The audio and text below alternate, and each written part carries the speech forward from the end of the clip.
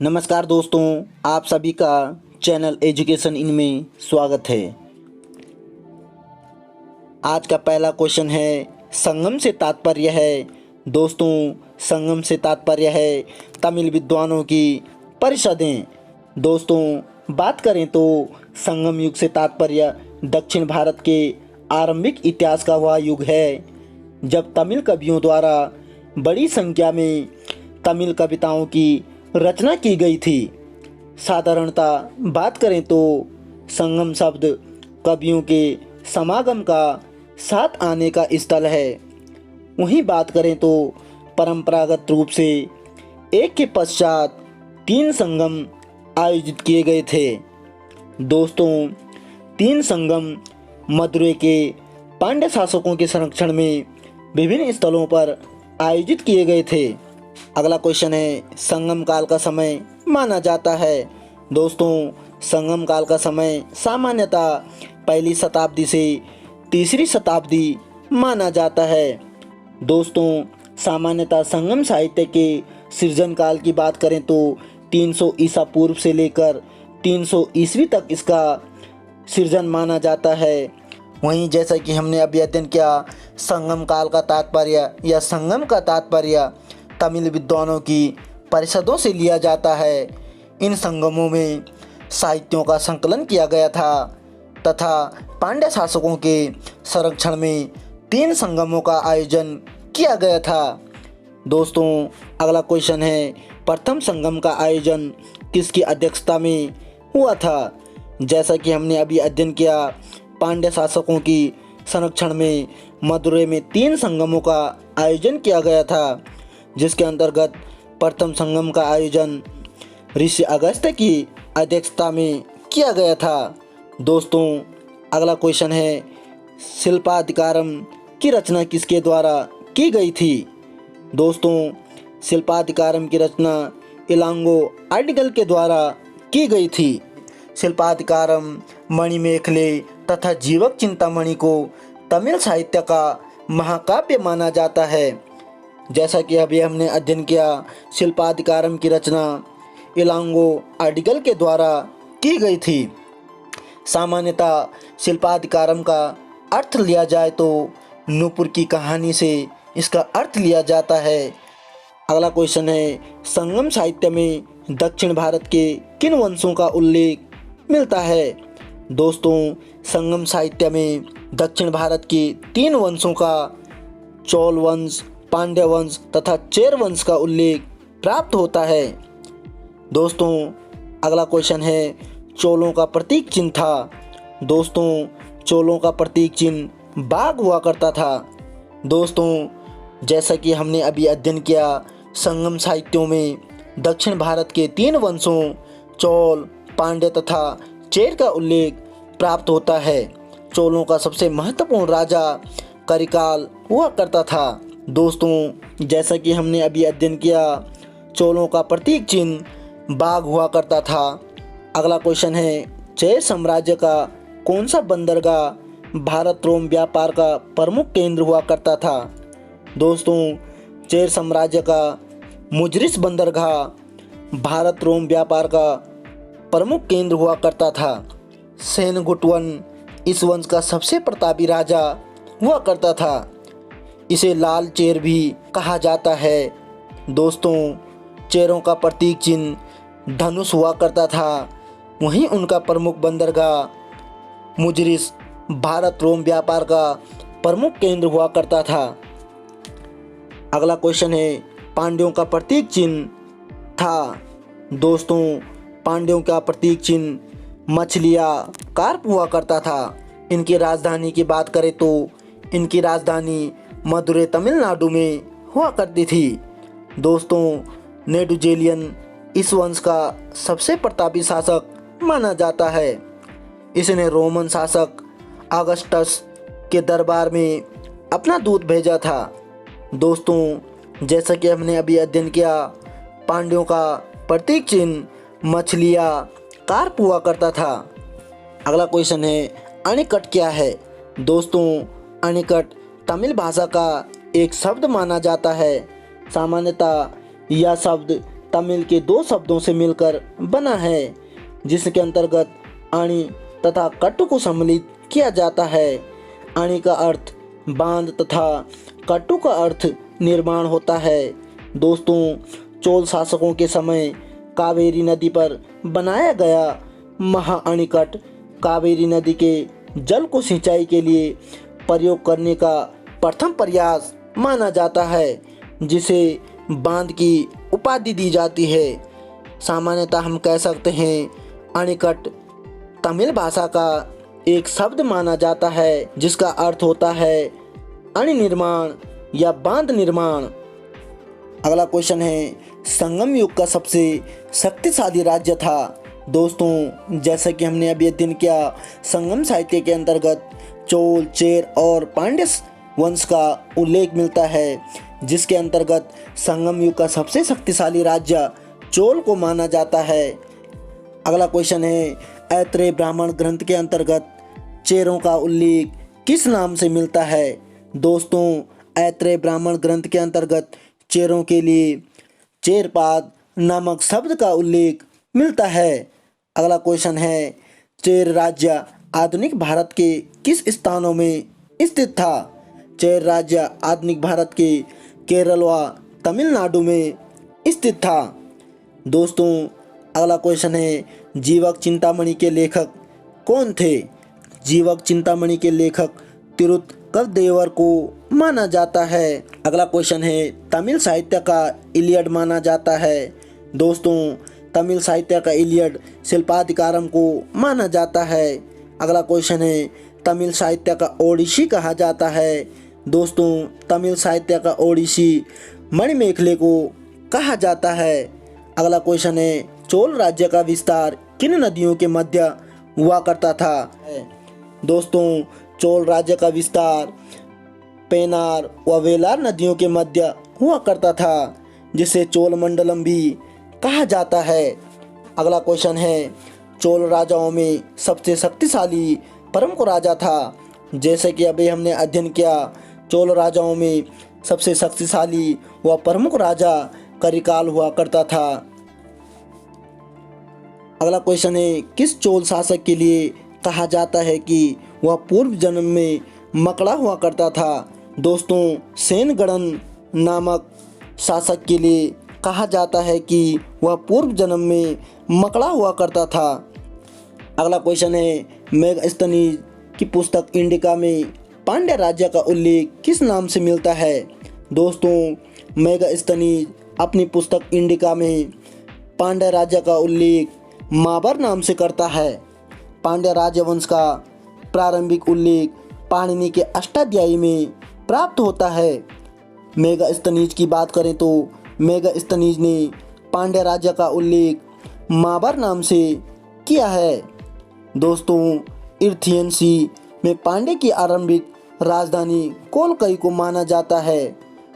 पांड्य राज्य भारतीय प्रायद्वीप के सुदूर दक्षिण और दक्षिण पूर्वी भाग में हुआ करता था।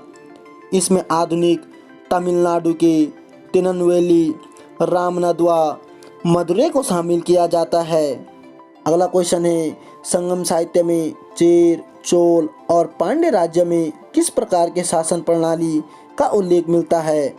दोस्तों, संगम साहित्य में चेर, चोल और पांड्य राज्य में राजतंत्रात्मक शासन प्रणाली का उल्लेख मिलता है। दोस्तों, संगम काल की बात करें तो राजा का पद वंशानुगत हुआ करता था। संगम काल में शासक को अराशर, ब्राह्मण को अंधारण, वैश्य को वेणीगर, कृषक को वेलार कहा जाता था। अगला क्वेश्चन है, संगम काल में गांवों में किस प्रकार की संस्था गांवों से संबंधित समस्याओं के निपटारे के लिए बनी होती थी। दोस्तों, संगम काल में गांवों में मनरम नाम की संस्था गांवों से संबंधित समस्याओं के निपटारे के लिए बनी होती थी। संगमकालीन प्रशासनिक इकाई की बात करें तो ग्रामीण स्तर से राज्य स्तर तक विभिन्न भागों में प्रशासनिक इकाई को विभाजित किया गया था। वहीं स्थानीय सभा को मनरम, पुराने गांव को मुदूर, छोटे गांव को सिरूर, बड़े गांव को पैरूर, शहर को उर, प्रांत को नाडु और राज्य को मंडलम कहा जाता था। दोस्तों अगला क्वेश्चन है, संगम काल में न्याय व्यवस्था का सर्वोच्च अधिकारी होता था। दोस्तों संगम काल में न्याय व्यवस्था का सर्वोच्च अधिकारी राजा हुआ करता था। वह सभा की सहायता से न्याय का कार्य करता था। दोस्तों राजा के पंच महासभा की बात करें तो इसके अंतर्गत मंत्री, पुरोहित, सेनापति, राजदूत तथा गुप्तकर को सम्मिलित किया जाता था। दोस्तों मंत्री को अमेचार, पुरोहित को पुरोहितार, सेनापति को सेनापतियार, राजदूत को दूतार और गुप्तचर को औरार कहा जाता था। अगला क्वेश्चन है, संगम काल में राज्य की आमदनी का मुख्य स्रोत क्या था। दोस्तों संगम काल में राज्य की आमदनी का मुख्य स्रोत भूमि कर व व्यापार हुआ करता था। दोस्तों राज्य की आमदनी का मुख्य स्रोत, जैसा कि अभी हमने अध्ययन किया, भूमि कर व व्यापार से प्राप्त हुआ करता था। राज्य का अस्तित्व पूर्ण रूप से कृषि पर आधारित था। अगला क्वेश्चन है, संगम काल में माँ व बेली हुआ करती थी। दोस्तों संगम काल में माँ व बेली भूमाप की इकाई हुआ करती थी। अगला क्वेश्चन है, तमिल देश संगम युग का सबसे प्राचीन देवता माना जाता है। दोस्तों तमिल देश या संगम युग का सबसे प्राचीन देवता मुर्गुन को माना जाता है। अगला क्वेश्चन है, संगम युग में विजय की देवी हुआ करती थी। दोस्तों संगम युग में विजय की देवी कोरवल हुआ करती थी। अगला क्वेश्चन है, संगम युग में कृषि कार्य में लगे व्यक्ति को कहा जाता है। दोस्तों कृषि कार्य में लगे हुए व्यक्ति को वेलाल नाम से जाना जाता है। राज्य की अधिकांश भूमि पर इन्हीं का अधिकार हुआ करता था। दोस्तों वेलालों का प्रमुख वेली कहा जाता था। अगला क्वेश्चन है, तमिल साहित्य के पिता माने जाते हैं। दोस्तों तमिल साहित्य के पिता अगस्त तस्य माने जाते हैं। अगला क्वेश्चन है, दक्षिण भारतीय शासकों के बारे में प्रथम लिखित विवरण प्राप्त होता है। दोस्तों दक्षिण भारतीय शासकों के बारे में प्रथम लिखित विवरण मेगास्थनीज की इंडिका से प्राप्त होता है। अगला क्वेश्चन है, संगम साहित्य की भाषा थी। दोस्तों संगम साहित्य की भाषा तमिल हुआ करती थी। अगला क्वेश्चन है, संगम काल में कवियों व प्रसिद्ध साहित्यकारों का दल क्या कहलाता था। दोस्तों संगम काल में कवियों व प्रसिद्ध साहित्यकारों का दल संगम कहलाता था। अगला क्वेश्चन है, किन तमिल साहित्य में जैन व बौद्ध धर्म का उल्लेख प्राप्त होता है। दोस्तों शिल्पाधिकारम व मणिमेखले में जैन धर्म के व बौद्ध धर्म के बारे में जानकारी प्राप्त मिलती है। अगला क्वेश्चन है, तोल्कापियम ग्रंथ संबंधित है। दोस्तों तोल्कापियम ग्रंथ व्याकरण और काव्य से संबंधित मानी जाती है, जो कि तमिल साहित्य का एक प्रसिद्ध ग्रंथ माना जाता है। अगला क्वेश्चन है, धार्मिक कविताओं का संकलन कुरुल किस भाषा में माना जाता है। दोस्तों धार्मिक कविताओं का संकलन कुरुल तमिल भाषा में किया गया था। अगला क्वेश्चन है, तमिल का गौरव ग्रंथ जीवक चिंतामणि का किस धर्म से संबंधित माना जाता है। तमिल गौरव ग्रंथ जीवक चिंतामणि जैन धर्म से संबंधित माना जाता है। अगला क्वेश्चन है, किस ऋषि के बारे में कहा जाता है कि उन्होंने दक्षिण भारत का आर्यकरण किया और उन्हें आर्य बनाया। अगस्त्य ऋषि के बारे में कहा जाता है। अगला क्वेश्चन है, पुहार या कावेरीपट्टनम की स्थापना किसने की थी। दोस्तों पुहार या कावेरीपट्टनम की स्थापना करिकाल ने की थी, जो कि चोलों का प्रमुख शासक हुआ करता था। अगला क्वेश्चन है, प्राचीन तमिल देवता मुर्गुन किस वैदिक देवता के समान या सदृश माना जाता है। दोस्तों जैसा कि अभी हमने अध्ययन किया, स्कंद और कार्तिकेय वैदिक देवता के समान मुर्गुन को माना जाता है। अगला क्वेश्चन है, संगम साहित्य में कौन, को एवं मनन किसके लिए प्रयुक्त हुआ करता था। दोस्तों संगम साहित्य में कौन, को एवं मनन राजा के लिए प्रयुक्त हुआ करता था। दोस्तों, अभी तक हमने संगम साहित्य के या संगम काल से संबंधित महत्वपूर्ण प्रश्नों का अध्ययन किया है। दोस्तों, अब हम मौर्योत्तर काल से संबंधित महत्वपूर्ण प्रश्नों का अध्ययन करेंगे। दोस्तों, अगला प्रश्न है, मौर्य साम्राज्य के पतन के बाद भारत में उदय माना जाता है। दोस्तों, मौर्य साम्राज्य के पतन के बाद भारत में ब्राह्मण साम्राज्य का उदय माना जाता है।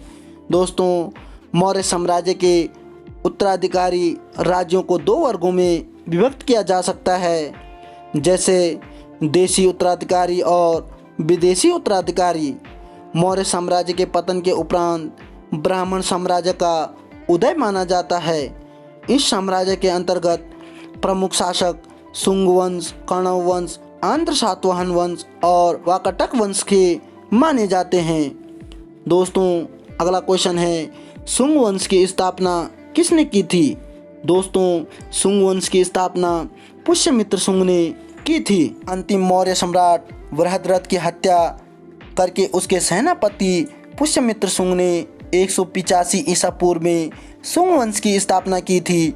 शुंग शासकों ने विदिशा को अपनी राजधानी बनाई थी, परंतु साम्राज्य नियंत्रण दूसरी राजधानी पाटलिपुत्र द्वारा हुआ करता था। अगला क्वेश्चन है, किस काल में भागवत धर्म का विकास हुआ व वासुदेव विष्णु की उपासना शुरू मानी जाती है? दोस्तों, शुंग काल के अंतर्गत भागवत धर्म का उदय एवं विकास हुआ था तथा वासुदेव विष्णु की उपासना शुरू शुंग काल में ही हुई थी। पुष्यमित्र शुंग के विषय में जानकारी इसके अयोध्या अभिलेख से प्राप्त होती है, जो इसके राज्यपाल धनदेव से संबंधित माना जाता है। इस अभिलेख से पता चलता है कि पुष्यमित्र शुंग ने 2 अश्वमेध यज्ञ करवाए थे। अगला क्वेश्चन है, पुष्यमित्र शुंग के पुरोहित कौन हुआ करते थे? दोस्तों, पुष्यमित्र शुंग के पुरोहित पंतजलि हुआ करते थे। पंतजलि ने पाणिनि के अष्टाध्यायी पर महाभाष्य की रचना की थी। इस काल में प्रथम स्मृति ग्रंथ मनुस्मृति की भी रचना हुई थी। अगला क्वेश्चन है, कालिदास के नाटक मालविका अग्निमित्रम में किस वंश के शासक का उल्लेख मिलता है? दोस्तों, कालिदास के नाटक मालविका अग्निमित्रम में शुंग वंश के शासक का उल्लेख प्राप्त होता है। अगला क्वेश्चन है, पहला स्मृति ग्रंथ मनुस्मृति की रचना की गई थी। दोस्तों, जैसे कि अभी हमने अध्ययन किया, पहला स्मृति ग्रंथ मनुस्मृति की रचना शुंग काल में ही की गई थी। अगला क्वेश्चन है, किस शुंग शासक के दरबार में हेलियोडोरस भारत आया था? दोस्तों, शुंग वंशीय 9वें शासक भागभद्र के दरबार में एंटियोडल्फिस का दूत बनकर हेलियोडोरस भारत आया था। यहाँ आकर उसने भागवत धर्म ग्रहण कर लिया था तथा विदिशा बेसनगर में गरुड़ स्तंभ की स्थापना भी की थी, जिसके अंतर्गत उसने भागवत धर्म या विष्णु की पूजा का भी उल्लेख किया है। हेलियोडोरस शुंग शासक भागभद्र के दरबार में भारत आया था। अगला क्वेश्चन है, शुंग काल के सर्वोत्तम स्मारक माने जाते हैं?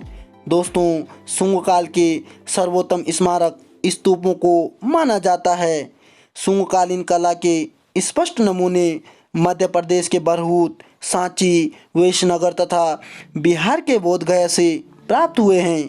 अगला क्वेश्चन है, पुराणों के अनुसार शुंग वंश का अंतिम शासक कौन था? दोस्तों, पुराणों के अनुसार शुंग वंश का अंतिम शासक देवभूति हुआ करता था, जिसको मारकर उसके आमात्य वासुदेव ने कण्व राजवंश की स्थापना की थी।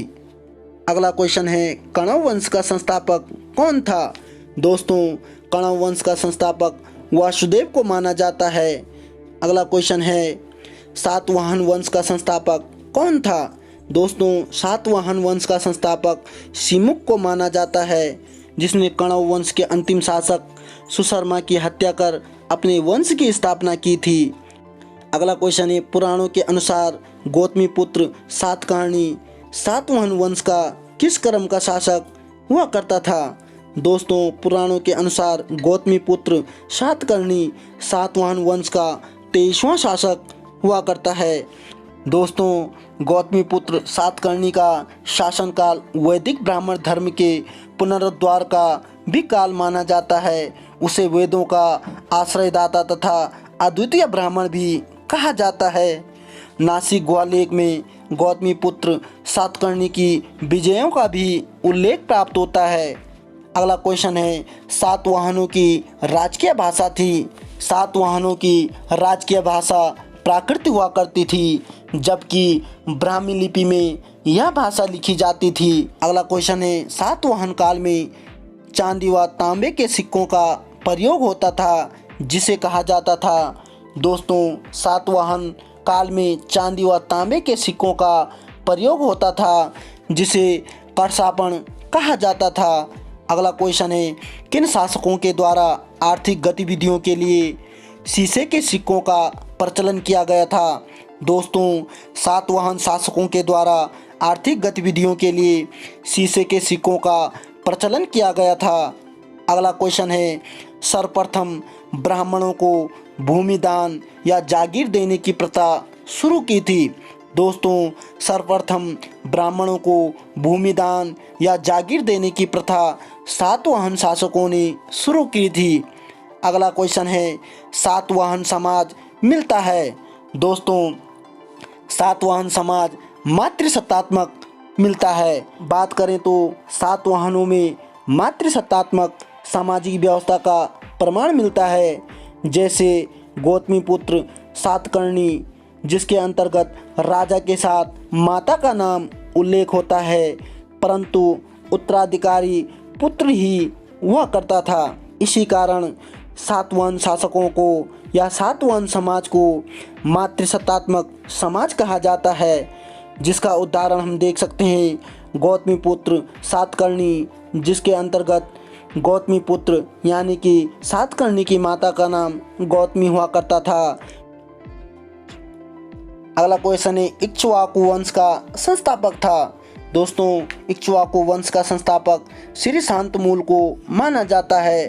अगला क्वेश्चन है, उड़ीसा का प्राचीन नाम मिलता है। दोस्तों उड़ीसा का प्राचीन नाम कलिंग प्राप्त होता है। अगला क्वेश्चन है, हाथी गुम्फा अभिलेख से जानकारी प्राप्त होती है। दोस्तों हाथी गुम्फा अभिलेख से कलिंग राजा खारवेल की जानकारी प्राप्त होती है। अगला क्वेश्चन है, नागार्जुनकोंडा किस वंश की राजधानी थी। दोस्तों नागार्जुनकोंडा इक्ष्वाकु वंश की राजधानी हुआ करती थी। अगला क्वेश्चन है, प्राकृत भाषा में रचित गाथा सप्तशती नामक पुस्तक की रचना किसने की थी। सातवाहन शासक हाल के द्वारा की गई थी। दोस्तों सातवाहन शासक हाल इस वंश का 17वां शासक हुआ करता था। इस शासक ने प्राकृत भाषा में गाथा सप्तशती नामक पुस्तक की रचना की थी, जिसके अंतर्गत उसकी प्रेम गाथाओं का वर्णन मिलता है। इसके काल में गुणाद्य ने बृहत कथा कोश नामक ग्रंथ की भी रचना की थी। हाल के समय में ही संस्कृत व्याकरण के लेखक सर्ववर्मन ने कातंत्र नामक पुस्तक संस्कृत में लिखी थी। अगला क्वेश्चन है, भारत पर सर्वप्रथम आक्रमण किसका हुआ था। दोस्तों भारत पर सर्वप्रथम आक्रमण यूनानियों के द्वारा किया गया था। अगला क्वेश्चन है, शक नरेशों के भारतीय प्रदेशों के शासक कहे जाते थे। दोस्तों शक नरेशों के भारतीय प्रदेशों के शासक क्षत्रप कहे जाते थे। अगला क्वेश्चन है, ईसाई धर्म प्रचारक सेंट थॉमस किस पहलव शासक के शासनकाल में भारत आया था। दोस्तों ईसाई धर्म प्रचारक सेंट थॉमस पहलव शासक गोंडो फर्नीज के समय भारत आया था। अगला क्वेश्चन है, कुषाण वंश के किस शासक के द्वारा भारत में सर्वप्रथम सोने के सिक्के प्रचलित कराए गए थे। दोस्तों कुषाण शासक विम कड़फिसेस के द्वारा भारत में सर्वप्रथम सोने के सिक्के प्रचलित कराए गए थे। अगला क्वेश्चन है, कुषाण किस जाति की शाखा मानी जाती है। दोस्तों कुषाण यूची जाति की शाखा मानी जाती है। अगला क्वेश्चन है, कुषाण वंश का सबसे प्रतापी शासक था। दोस्तों कुषाण वंश का सबसे प्रतापी शासक कनिष्क को माना जाता है। दोस्तों कुषाण राजवंश की बात करें तो कुषाण वंश का राजनीतिक इतिहास चीनी स्रोतों से प्राप्त होता है। इस वंश का शासक विम कड़फिसेस ने ही भारत में सर्वप्रथम स्वर्ण के सिक्के प्रचलित करवाए थे। दोस्तों अगला क्वेश्चन है, पहली बार एक अंतर्राष्ट्रीय साम्राज्य की स्थापना की थी।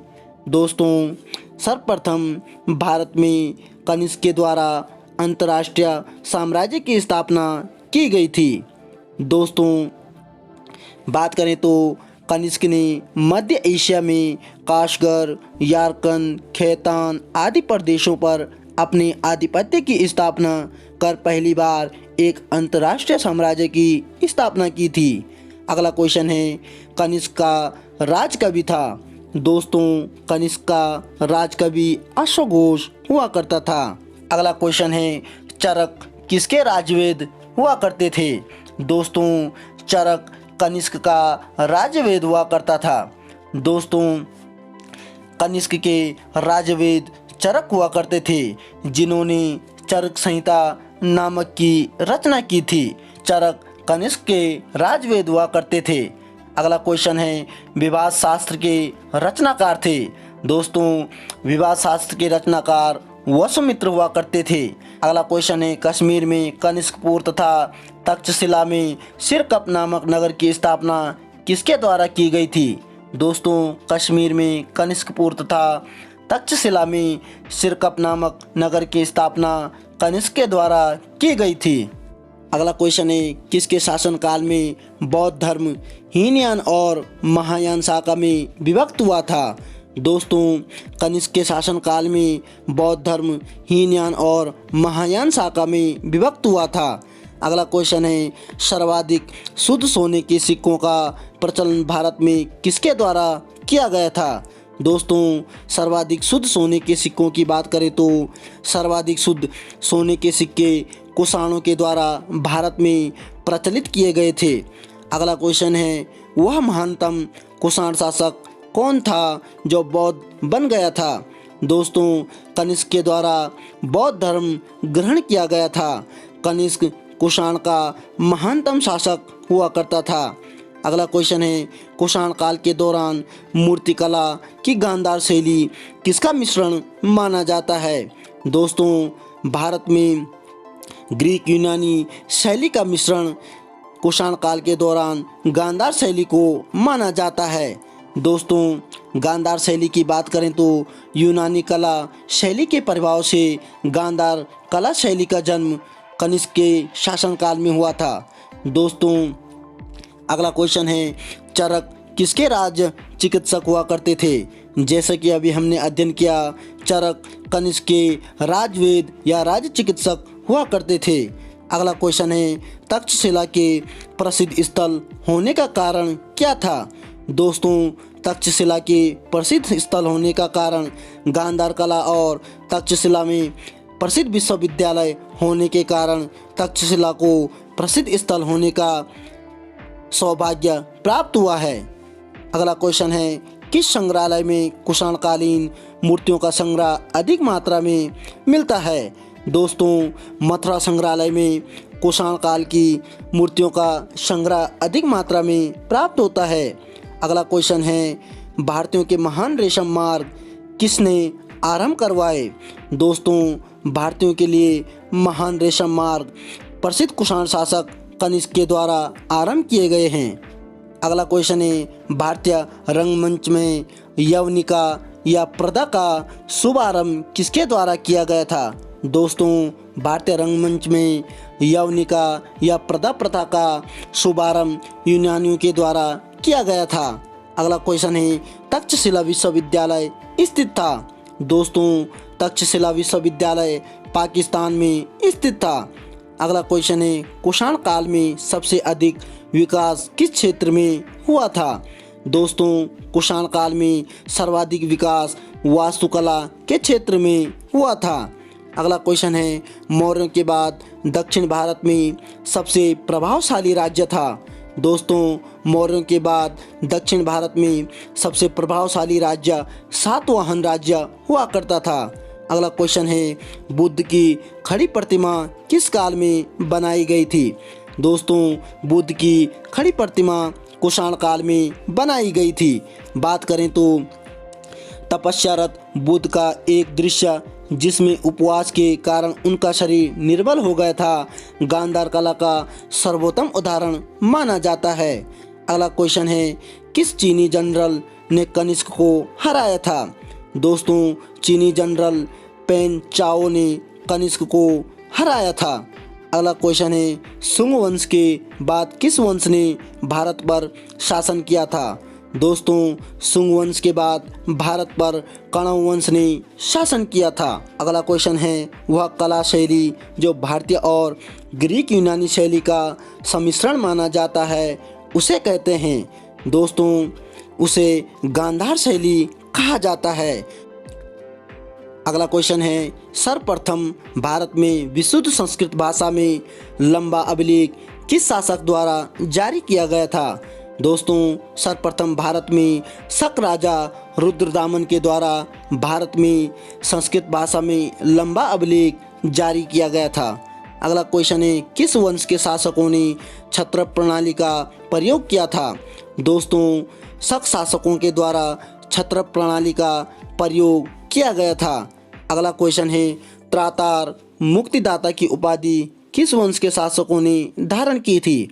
दोस्तों त्रातार या मुक्तिदाता की उपाधि शकों के द्वारा धारण की गई थी। अगला क्वेश्चन है, भारत में प्रथम बार सैनिक शासन व्यवहार में लाया गया था? दोस्तों भारत में प्रथम बार सैनिक शासक व्यवहार में ग्रीकों के द्वारा लाया गया था।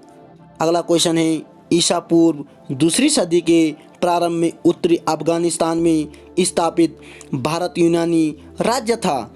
दोस्तों ईसा पूर्व दूसरी सदी के प्रारंभ में उत्तरी अफगानिस्तान में स्थापित भारत यूनानी राज्य था, वह था बैक्ट्रिया। अगला क्वेश्चन है, चार धातुओं सोना, चांदी, तांबा व सीसा के सम्मिश्रण से बनने वाले सिक्के को क्या कहा जाता था? दोस्तों चार धातुओं सोना, चांदी, तांबा व सीसा के सम्मिश्रण से बनने वाले सिक्के को करसापण कहा जाता था। अगला क्वेश्चन है, सर्वप्रथम रोम के साथ किन लोगों का व्यापार प्रारंभ हुआ था? दोस्तों सर्वप्रथम रोम के साथ तमिलों और चेरों का व्यापार प्रचलित हुआ था। अगला क्वेश्चन है, किस स्थान को पेरिपल्स ऑफ द इरिथ्रियन सी में पेडु के नाम से संबोधित किया गया है? दोस्तों अरिकमेडु को पेरिपल्स ऑफ द इरिथ्रियन सी में पोडी के नाम से संबोधित किया गया है। अगला क्वेश्चन है, मौर्योत्तर काल में किसने भारत में हिंद यूनानी राज्य की स्थापना की थी? दोस्तों मौर्योत्तर काल में भारत में हिंद यूनानी राज्य की स्थापना डेमेट्रियस ने स्थापित की थी। अगला क्वेश्चन है, रोमन साम्राज्य के अनुसरण पर किस वंश के शासकों ने केसर या सीजर की उपाधि ग्रहण की थी? दोस्तों हिंद यवन शासकों ने रोमन साम्राज्य के अनुसरण पर केसर या सीजर नामक उपाधि ग्रहण की थी। अगला क्वेश्चन है, सातवाहन नरेश हाल के समकालीन गुणाद्य ने किस प्राकृत ग्रंथ की रचना की थी? दोस्तों सातवाहन नरेश हाल के समकालीन गुणाद्य ने प्राकृत भाषा में वृहत कथा नामक ग्रंथ की रचना की थी। अगला क्वेश्चन है, किस अभिलेख में चंद्रगुप्त मौर्य और अशोक दोनों का उल्लेख किया गया है? दोस्तों महाक्षत्रप रुद्रदामन का जूनागढ़ अभिलेख में चंद्रगुप्त मौर्य और अशोक दोनों का उल्लेख प्राप्त होता है। दोस्तों आज का यह अंतिम क्वेश्चन था। दोस्तों चैनल को लाइक, शेयर और सब्सक्राइब करें, साथ ही साथ बेल आइकन जरूर दबाएं